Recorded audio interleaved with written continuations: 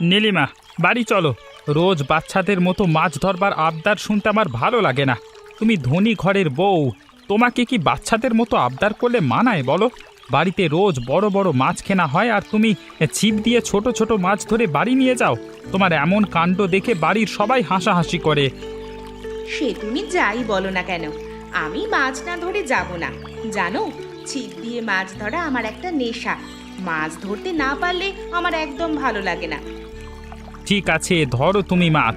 দরকার হলে তুমি এখানে সারা দিন থেকে মাছ ধরতে পারো। এই নৌকা এখন থেকে তোমার থাকবার জায়গা। তাহলে তো ভালোই হয়। আমি আর তুমি আজ থেকে এখানেই থাকবো। রাতে নৌকার ওপর বসে চাঁদের আলো দেখবো আর মাছ ধরবো, আর তুমি পাশে বসে থাকবে। তোমার মাথা খারাপ হয়ে গেছে দেখছি। বলে কি না এখানে রাত থাকবে? নৌকার উপর কারা থাকে জানো? যাদের ঘর বাড়ি নাই তারা। আমাদের ঘর বাড়ি আছে বলে কি আমরা থাকতে পারবো না? আমি কিন্তু তোমাকে বলে দিলুম, আজকে আমি কিছুতেই বাড়ি যাব না। আজকে কিন্তু চাঁদের আলো দেখতে পাবে না, কারণ আজকে অমাবস্যা। অমাবস্যার রাতে কেউ এইদিকে আসে না। অমাবস্যা? তাহলে তো আরো ভালো। অন্ধকার রাতে মাছ ধরবো। জানো, আমার অনেক দিনের ইচ্ছা কোনো এক অন্ধকার রাতে খোলা আকাশের নিচে কাটাবো। তাছাড়া আমি তো আর একা নই, তুমি আমার পাশে আছো তো। তোমাকে একটা গল্প বলি। অনেক বছর আগে এই নদীর তীরে এক জেলে আর তার মেয়ে বাস করত। জেলের মেয়ে দেখতে খুবই সুন্দরী ছিল। এক ডাকাত সর্দার জেলের মেয়েকে বিয়ে করতে চায়। জেলের মেয়ে সেই বিয়েতে রাজি ছিল না। সেই রাগে ডাকাত সর্দার জেলের ঘরে আগুন ধরিয়ে দেয়। তারপর থেকে রাতের বেলায় এখানে কেউ আসলে ওদের কান্না শুনতে পায়। সত্যি নাকি? তাহলে আমি আসবো না, চলো বাড়ি যাই। আমার যেন কেমন ভয় ভয় লাগছে।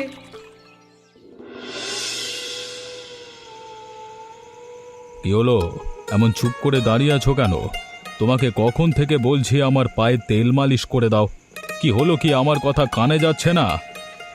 আমার শরীরটা একেবারে ভালো নেই, প্রচণ্ড মাথা ব্যথা করছে, সাথে জ্বরও এসেছে। তুমি আজকের মতো আমাকে ছেড়ে দাও। বেশি কথা বলো না। তুমি জানো না আমি বেশি কথা বলা পছন্দ করি না। কি হলো, আমার কথা কানে যাচ্ছে না? আমি সত্যি বলছি, আমার খুবই কষ্ট হচ্ছে। মনে হচ্ছে যে কোনো সময় মাথা ঘুরে পড়ে যাব। অনেক দিন হলো চাবুকের বাড়ি তোমার পিঠে পড়েনি। মৃদুলা, দাঁড়িয়ে না থেকে আমার পায়ে তেল মালিশ করা শুরু করে দাও। আমাকে এত অত্যাচার করো কেন? আমার অপরাধটা কি বলতে পারো? এ তো দেখি মুখের উপর কথা বলা শুরু করে দিয়েছে। তোমাকে একটা কথা বলি, তুমি যদি আমার সেবা করতে অবহেলা করো তাহলে আমি আর একটা বিয়ে করব। তুমি বিয়ে করবা সেটা তোমার ইচ্ছে, আমার সাথে বলার কোনো দরকার নেই। আমি তোমার বউ হলেও আমি এই বাড়ির দাসী। তুমি আমাকে দাসীর মতো করেই রেখেছো। তোমার মতো মেয়েদের দাসী রূপে বেশি মানায়। আমি যে তোমাকে বউয়ের মর্যাদা দিয়েছি, এটা তো তোমার 7 জন্মের ভাগ্য। বিয়েটা কিন্তু তুমি আমাকে পছন্দ করেই করেছিলে, মনে নেই? আমাদের গ্রামে কি একটা কাজে গিয়ে আমাকে দেখে বিয়ে করে নিয়ে এসেছিলে। বিয়ের কয়েক মাস তো আমার রূপে তুমি মগ্ন ছিলে। তোমার নাকি শরীর খারাপ। শরীর এত খারাপ হলে মুখ দিয়ে কথা বার হচ্ছে কি করে? হয় আমার পায়ে তেল মালিশ করো, না হয় আমার চোখের সামনে থেকে চলে যাও। দিদি, তুই খবর দিয়েছিলিস বলে আমি তোদের বাড়িতে এসেছি, কিন্তু তুই আমাকে নিয়ে অন্ধকার রাতে নদীর তীরে যাবি এটা জানলে কখনো তোর বাড়িতে আসতাম না। আরে বাবা, ভয় পাচ্ছিস নাকি? ভয়ে কিচ্ছু নেই, আমি তো আছি। আজকে তোকে দারুণ একটা জিনিস দেখাবো। এমন অন্ধকার রাতে কার না ভয় পায় বলতো? অন্ধকার রাতে তোর যখন এতই নদীর তীরে যাওয়ার শখ, রবিদার সাথে যেতে পারতিস। আরে, তো রবিদা যাবে না বলেই তো তোকে সাথে করে নিয়ে যাচ্ছি। এত কথা না বলে চুপচাপ আমার সঙ্গে চল তো। দিদি, আমি কান্নার শব্দ শুনতে পাচ্ছি, তুই শুনতে পাচ্ছিস? তবে কান্নার আওয়াজটা ঠিক কোন দিক দিয়ে আসছে বুঝতে পারছি না। আমার কানেও কান্নার আওয়াজ আসছে, তবে আওয়াজটা ঠিক নদীর তীর থেকে আসছে। আমার মনে হয় তো রবিদা যার কথা বলেছিল সেই কাঁদছে। কার কথা বলছিল রবিদা? আমাকে বল দিদি, নইলে যাব না। তো দাদা আমাকে একজন জেলে আর তার দুঃখী মেয়ের গল্প শুনিয়েছিল। আমার মনে হয় সেই দুঃখী মেয়েটা কাঁদছে। জানিস গোপাল, যখন গল্পটা আমার সঙ্গে বলেছিল তখন আমার খুব ভয় করছিল, তবে পরে চিন্তা করে দেখলাম ভয় পেয়ে কোনো লাভ হবে না। আমাকে নদীর তীরে যেতে হবে, তারপর ওই মেয়ের সঙ্গে দেখা করতে হবে। দিদি, আমরা তো চলে এসেছি, কিন্তু কাউকে তো দেখা যাচ্ছে না। অন্ধকার রাতে দেখবি কেমন করে? তুই চারিদিকে টর্চ লাইট মার, নিশ্চয়ই দেখা যাবে। দেখ, নৌকার ওপর কে যেন বসে আছে, মুখ নিচু করে আছে, মুখটা ঠিক দেখাও যাচ্ছে না। ওমা, মৃদুলা দিদি, তুমি এখানে কেন? এই দিদি দেখ, তোর বড় যা এখানে বসে কাঁদছে। সত্যি কি তুমি, নাকি আমি তোমার রূপে অন্য কাউকে দেখছি? ও দিদি, তুমি কথা বলছো না কেন? এই অন্ধকার রাতে এখানে বসে কাঁদছো কেন? মৃদুলা দিদি, তুমি বাড়ি চলো, তারপর বাড়ি গিয়ে শুনবো তুমি কেন এখানে বসে আছো। তুমি আমাকে বিয়ে করেছো, এটা মনে হয় এ বাড়ির কেউ ভালোভাবে নেয়নি। আমাকে এই বাড়িতে নিয়ে আসা তোমার একদম ঠিক হয়নি। এটা আমার বাড়ি, এ বাড়িতে আমি যাকে ইচ্ছে নিয়ে আসব। আর একটা কথা, তোমার সাথে কেউ খারাপ ব্যবহার করলে আমার সাথে বলে দেবে। আমি একটু খাটের ওপর বসি, অনেক দূর থেকে এসেছি তো, তাই আমার খুব কষ্ট হয়ে গেছে। তুমি বিশ্রাম করো, এ বাড়িতে তোমার সেবা করবার জন্য লোকের অভাব নেই। আমি এখনই মৃদুলাকে ডাকছি। মৃদুলা, কোথায় তুমি? এইদিকে এসো তো। কেউ তো আসছেই না। ওগো, তুমি আমার মাথায় হাত বুলিয়ে দাও, আমি এখন ঘুমোবো। আমার মাথায় হাত বুলিয়ে না দিলে আমার আবার ঘুম আসে না। ঠিক আছে, আমি তোমার মাথায় হাত বুলিয়ে দিচ্ছি। এবার কি তোমার ভালো লাগছে? বেশ ভালো লাগছে, তবে আমার মায়ের মতো না। আমার মা মাথায় হাত বুলিয়ে দেওয়ার কিছুক্ষণের মধ্যেই আমার ঘুম চলে আসে। ও, আর একটা কথা তোমাকে বলতে ভুলে গেছি। আমি ঘুম থেকে উঠে ফলের রস আর ডিম সেদ্ধ খাই। খাবারে অনিয়ম হলে আমার মাথায় আবার ঠিক থাকে না। খাবারে কোনো অনিয়ম হবে না। তুমি কি যে সে বাড়িতে বিয়ে করেছো নাকি? এ বাড়িতে খাবারের কোনো অভাব নেই, তুমি খালি হুকুম করবে। ওগো, এবার আমার পা মালিশ করে দাও, পাটা কেমন ব্যথা ব্যথা করছে। তাড়াতাড়ি করো, আমি দেরি করা সহ্য করতে পারি না। তুমি চোখ বুজে ঘুমানোর চেষ্টা করো, আমি তোমার পা মালিশ করে দিচ্ছি। মনিকা, ঘুমিয়ে পড়েছো? মনে হয় ঘুমিয়ে গেছে। যাক, তাহলে পা মালিশ করবার দরকার নেই। আমি বরং মৃদুলাকে ডেকে নিয়ে আসি, ও ভালো পা মালিশ করতে পারে।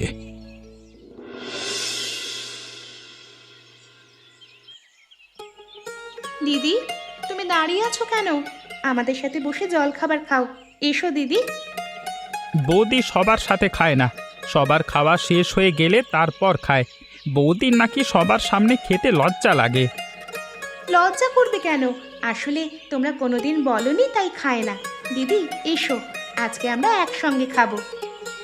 মনিকা আর তোর দাদার খাবার ঘরে দিয়ে আসতে হবে, দেরি হলে তোর দাদা বড্ড রাগারাগি করবে। যে লোকটা তোমাকে ঘরে জায়গা দেয় না, তার জন্য তুমি খাবার নিয়ে যেতে পারবে না। কি বলছো তুমি? ঘরে জায়গা দেয় না মানে কি? তাহলে বৌদি থাকে কোথায়? বৌদি, তুমি নীলিমাকে কি বলেছো? দিদি আমাকে কিছুই বলেনি, কিন্তু আমি সব বুঝতে পারি। কয়েকদিন আগে দিদি নদীর তীরে নৌকার ওপরে বসে কাঁদছিল। একজন মেয়ে এত রাতে বাড়ির বাইরে গিয়ে কেন কাঁদে আমি খুব ভালো করে জানি। তাছাড়া দাদা দিদিকে দেখতে পারে না বলেই তো আরেকটা বিয়ে করেছে। তুমি কি করে জানলে বৌদি নৌকার উপর বসে কাঁদছিল? আমি যতদূর জানি বৌদির কোনো দিন ছেলে মেয়ে হবে না, তাই দাদা আর একটা বিয়ে করেছে। তুমি দেখছি এই বাড়ির কোনো খোঁজ খবরই রাখো না। ধনী বাড়ির ছেলেরা এমনই হয় মনে হয়। বিয়ের 1 বছর যেতে না যেতেই তুমিও হয়তো আমার সঙ্গে দাদার মতোই আচরণ করবে। কি যাতা বলছো তুমি? তোমার কথার মাথা মুন্ডু আমি কিচ্ছু বুঝতে পারছি না। বেশি কথা না বলে খাওয়া শুরু করো। খাবো, তবে দিদিকে সাথে নিয়ে খাবো। দিদি, তুমি আমার পাশে এসে বসো, আজকে আমরা একসঙ্গে খাবো। জেদ করিস না ছোট, আমাকে যেতে হবে। ঠিক সময় মতো ঘরে জল খাবার পৌঁছে না দিলে তোর দাদা আমাকে মেরে ফেলবে। দাদার অত্যাচার তুমি সহ্য করো কেন? আজকে থেকে প্রতিবাদ করবে, আমি তোমার সাথে আছি। আমার যদি যাওয়ার জায়গা থাকতো তাহলে ওনার অত্যাচার সহ্য করতাম না, কবে ওনাকে ছেড়ে চলে যেতাম। আমার পাশে বসো দিদি, দেখি তোমার সাথে কি করে।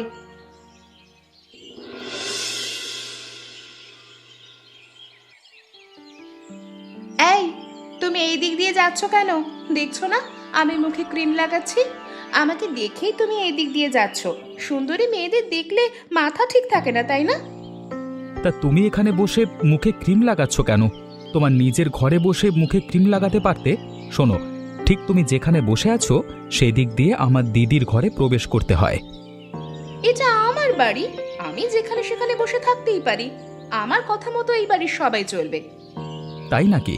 তোমার দেখি বিশেষ ক্ষমতা আছে। যাদের বিশেষ ক্ষমতা আছে তাদের পৃথিবীর সবচেয়ে বেশি সুন্দরী হতে হয়। কেমন করে সুন্দরী হওয়া যায় সেটা আমি খুব ভালো করে জানি। ও মা, সত্যি বলছো? তা কেমন করে সুন্দরী হওয়া যায়? তুমি যদি আমাকে বলো আমি তোমাকে বিশেষ উপহার দেব। এখন বলো তুমি আমার কাছ থেকে কি নিতে চাও? কেমন করে সুন্দরী হওয়া যায় সে কথা আমি তোমাকে বলবো না। আমি কেন তোমাকে বলতে যাব? দেখো, আমি তোমাকে দামি উপহার দেব। এবার আমাকে বলো। দামি উপহার? তা কি দামি উপহার দেবে আমাকে? আমি যা চাইবো তাই কি দিতে পারবে? তুমি রোজ সকালে নিজের জলখাবার নিজে তৈরি করে খাবে, আর মতিলাল দাদাকেও জলখাবার তৈরি করে খাওয়াবে। এ তো খুবই সহজ কাজ, কিন্তু আমি তো জল খাবার তৈরি করতে পারি না। পারো না বুঝি? তাহলে আমিও বলবো না। ঠিক আছে, আমি যেমন পারি তেমনই তৈরি করব। নিজেকে সেরা সুন্দরী হতে হলে আমাকে যে সব মানতে হবে। এবার বলো, আমার যে আর দেরি সহ্য হচ্ছে না। রোজ সকালে গরুর গোবর সমস্ত মুখে লাগাতে হবে। পরপর 15 দিন লাগালে তুমি সেরা সুন্দরী হতে পারবে। আরেকটা কথা, আমি তোমার মুখে গোবর লাগাতে বলেছি, এ কথা কাউকে বলা যাবে না। গোবর? থু, আমার তো গোবরের কথা শুনে এখনই বমি চলে আসছে। তাহলে মুখে মাখবো কেমন করে? তুমি ভেবে দেখো কি করবে। এখান থেকে সরো, আমি দিদির ঘরে যাব। দিনে মাছ ধরো ভালো কথা, কিন্তু রাতেও তোমাকে মাছ ধরা লাগবে, এটা আমার একদম ভালো লাগে না। তোমার এই পাগলামি কবে বন্ধ হবে বলো তো?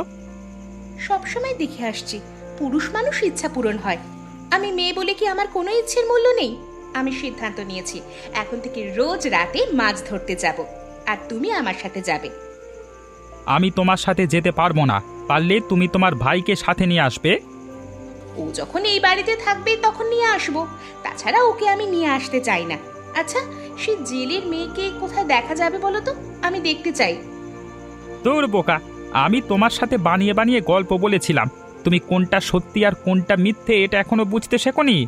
মেয়েরা যে পুরুষদের তুলনায় বোকা হয় তুমি প্রমাণ করে দিলে।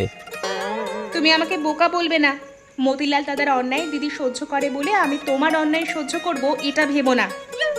তুমি সব সময় দাদাকে টানো কেন? আমি কি কখনো তোমার সাথে খারাপ ব্যবহার করি? এত রাতে তোমার কথা মতো আমি নদীর তীরে যাচ্ছি। কোন স্বামী তার বউয়ের এমন পাগলামি সহ্য করে বলো? আমি পাগলামি করি? ঠিক আছে, আমার সাথে তোমাকে যেতে হবে না। আমি একা একা সারা রাত ধরে নৌকার ওপর বসে মাছ ধরবো। রাতে ঝিঁঝি পোকার ডাক শুনবো আর মাছ ধরবো। এত সাহস ভালো না। বেশি সাহস দেখাতে গিয়ে দেখবে ভূতে তোমাকে তুলে নিয়ে যাবে। হ্যাঁ, গভীর রাতে তুমি ভূতের কথা বলো না তো। এই দেখো, কথা বলতে বলতে একেবারে নদীর তীরে চলে এসেছি। আমি নৌকায় বসে মাছ ধরি আর তুমি পাশে বসে থাকো। তুমি মুখে কি মেখেছো? কেমন যেন গোবরের গন্ধ আসছে। তোমার মুখ থেকে তো গোবরের গন্ধ আসছে। যাও বলছি, মুখ ধুয়ে এসো। কম করে 30 মিনিট না হলে আমি মুখ ধুতে পারবো না। আমাকে সেরা সুন্দরী হতে হলে তোমাকে যে 15 দিন গোবরের গন্ধ সহ্য করতেই হবে। তোমার মাথা খারাপ হয়ে গেছে। এখন আমাকে বলো, এই বুদ্ধি তোমাকে কে দিয়েছে? যে তোমাকে এই বুদ্ধি দিয়েছে সে তোমার সাথে শয়তানি করেছে। আমাকে কেউ বুদ্ধি দেয়নি। আমি রাতে স্বপ্ন দেখেছিলাম। আমি জানি স্বপ্নের কথা সব সময় সত্যি হয়। এই নাও, তোমার জন্য জলখাবার এনেছি। আজকে আমি তোমার জন্য জলখাবার তৈরি করেছি। তুমি আবার জল খাবার তৈরি করতে গেলে কেন? মৃদুলা কোথায়? ওর সাহস হয় কি করে তোমাকে দিয়ে জল খাবার তৈরি করানোর? আরে বাবা, তুমি রাগ করছো কেন? দিদি তো বানাতে চেয়েছিল, আমি বানাতে দিইনি। এবার খেয়ে দেখো তো কেমন হয়েছে। ওয়াক, তো এ কি করেছো? আমি এমন বাজে খাবার আগে কখনো খাইনি। খাবার দিয়ে গোবরের গন্ধ আসছে, আর কোনোদিন তুমি আমার জন্য খাবার তৈরি করবে না। আমি এত কষ্ট করে তোমার জন্য খাবার তৈরি করে নিয়ে আসলাম, আর তুমি আমার সাথে এমন করছো? ঠিক আছে, তোমায় খেতে হবে না। আমার চোখের সামনে থেকে যাও, আর ভালো করে মুখ ধুয়ে আসো। ঠিক আছে, যাচ্ছি।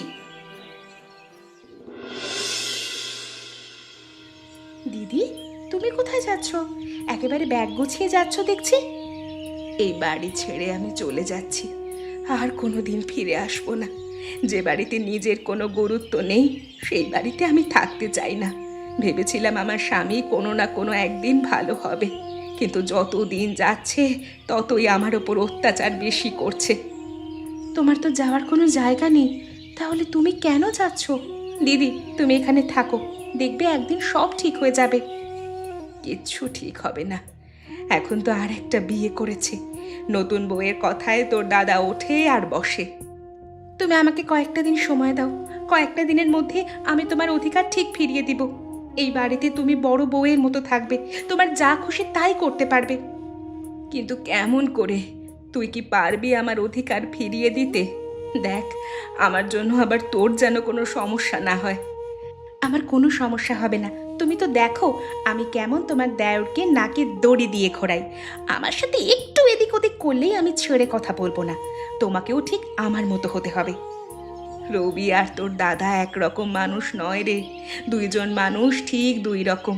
ওরা একই মায়ের পেটের ভাই, এটা আমার মাঝে মাঝে বিশ্বাস হয় না।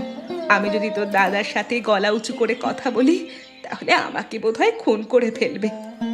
দিদি, তুমি আমার উপর একটু ভরসা করো, তারপর আমি যদি তোমার অধিকার তোমায় ফিরিয়ে না দিতে পারি তখন তুমি চলে যেও।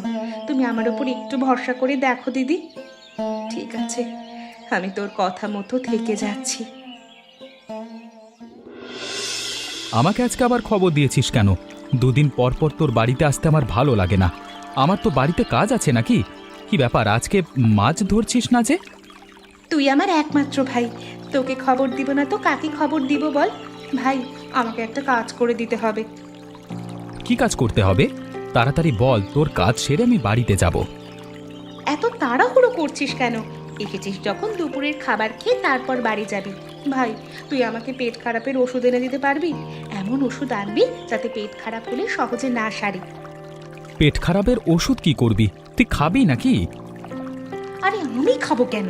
মতিলাল দাদাকে খাওয়াবো। মতিলাল দাদা অসুস্থ হয়ে পড়লে আমার বিশ্বাস ভালো মানুষ হয়ে যাবে, তখন দিদির ওপর আর খারাপ ব্যবহার করবে না। এখনো ভালো হয়নি। আমি তো মনিকা দিদিকে রোজ মুখে গোবর মাখতে বলেছিলাম, যাতে মতিলাল দাদা মনিকা দিদিকে বাড়ি থেকে তাড়িয়ে দেয়। তাহলে তুই বলেছিলি রোজ সকালে মুখে গোবর মাখে, আর ওই অবস্থায় মতিলাল দাদার জন্য জল খাবার তৈরি করে। দাদা প্রথম কয়েকদিন রাগ করতো, কিন্তু এখন আর কিছু বলে না। তাহলে পেট খারাপের ওষুধ কাজ দেবে। বুদ্ধি করে খাইয়ে দিতে হবে, জলের সাথে মিশিয়ে দিবি, তাহলে খাওয়াতে সুবিধে হবে। ঠিক আছে, আজকে আমাকে ওষুধ এনে দিবি। ঠিক আছে, এখন এখন তাহলে চল এখান থেকে। তোমার জন্য আজ আমি এত অসুস্থ। রোজ গোবরের গন্ধ নাকে আসবার কারণে আমার পেট খারাপ করেছে। এতটাই খারাপ হয়েছে, সুস্থ হওয়ার কোনো লক্ষণ দেখছি না। আচ্ছা, তুমি কি চাও না আমি সেরা সুন্দরী হয়ে যাই? আমি সুন্দরী হলে তো তোমার জন্য ভালো। তুমি বলতে পারবে আমার বউ সেরা সুন্দরী। আমার কোনো সুন্দরী বউয়ের দরকার নেই। আমার একজন ভালো বউ চাই, ঠিক মৃদুলার মতো। মৃদুলা আমাকে জান দিয়ে সেবা করত। তোমাকে বিয়ে করে আমার কোনো লাভ হয়নি, উল্টো তোমাকে আমার সেবা করতে হয়। আমি আর কোনো দিন তোমাকে সেবা করব না। তুমি আমাকে সেবা করবে না? তাহলে আমি আর তোমার সঙ্গে সংসার করব না। আজকেই আমি বাবার বাড়ি চলে যাব। তোমার যেখানে খুশি চলে যাও, তোমার মুখ আমি আর দেখতে চাই না। ও মাগো, মরে গেলাম গো, আমার পেটে খুব ব্যথা করছে।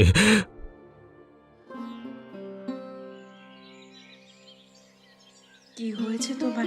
দেখে তো মনে হচ্ছে তুমি অসুস্থ। আমি তোমার 2 দিন সেবা করলে তুমি একদম সুস্থ হয়ে উঠবে। ওগো, ওগো, তুমি আমাকে মাফ করে দাও। আমি আর কোনো দিন তোমার সাথে খারাপ ব্যবহার করব না। ঢং দেখলে বাঁচি না। আমি চললাম, আর কোনোদিন এই বাড়িতে আসবো না। বাঁচা গেছে, আপদ বিদায় হয়েছে। তুমি তুমি আমাকে মাফ করে দিয়েছো তো? আমি তোমাকে মাফ করে দিয়েছি, তবে আবার যদি আমার সঙ্গে খারাপ ব্যবহার করো তখন তোমাকে কিন্তু শাস্তি পেতে হবে। তোমার কথা আমি মাথা পেতে নিলাম।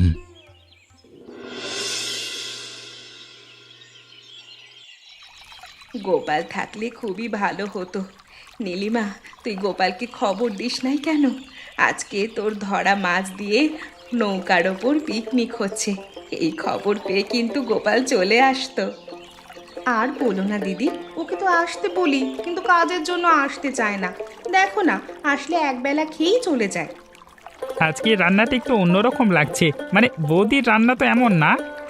আজকে আমি রান্না করিনি, ছোট বউ রান্না করেছে। এখন থেকে ছোট বউ নিয়মিত রান্না করবে।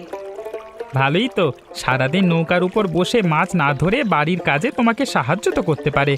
তবে রান্নাটা খারাপ হয়নি, বেশ ভালোই হয়েছে।